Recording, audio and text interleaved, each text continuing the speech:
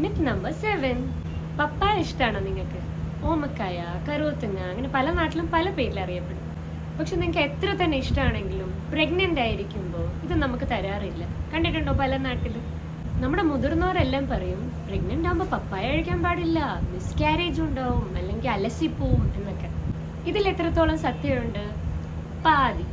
ഇതൊരു ഹാഫ് ട്രൂത്താണ്. അപ്പോൾ പ്രഗ്നൻ്റ് ആവുമ്പോൾ പപ്പായ എന്ന സാധനത്തെ മൊത്തമായി ഒഴിവാക്കേണ്ട ഒരു ആവശ്യമില്ല. പച്ച പപ്പായ അല്ലെങ്കിൽ പകുതി പഴുത്ത പപ്പായ അതാണ് ഹാംഫുൾ. അതിൽ ലാക്റ്റിക് സബ്സ്റ്റൻസസ് ഉണ്ട്. അത് സെർവിക്കൽ കോൺട്രാക്ഷൻ അല്ലെങ്കിൽ പ്രസവ വേദന വരുമ്പോൾ ഉണ്ടാകുന്ന കോൺട്രാക്ഷൻസ് അതുണ്ടാക്കാൻ അതുകൊണ്ട് തന്നെ നേരത്തെ ലേബർ പെയിൻ വരാനൊക്കെ ചാൻസ് ഉണ്ടെന്ന് പറയുന്നുണ്ട്. അതുകൊണ്ടാണ് അത് അവോയ്ഡ് ചെയ്യണമെന്ന് പറയുന്നത്. അതുപോലെ തന്നെ അതിൽ പപ്പൈൻ എന്ന് പറഞ്ഞൊരു എൻസൈം ഉണ്ട്, അതും ഹാംഫുള്ളാണ്. എന്നാൽ നമ്മുടെ പഴുത്ത പപ്പായയോ റൈപ്പ് പപ്പായോ ഭയങ്കര ബെനിഫിഷ്യലാണ്.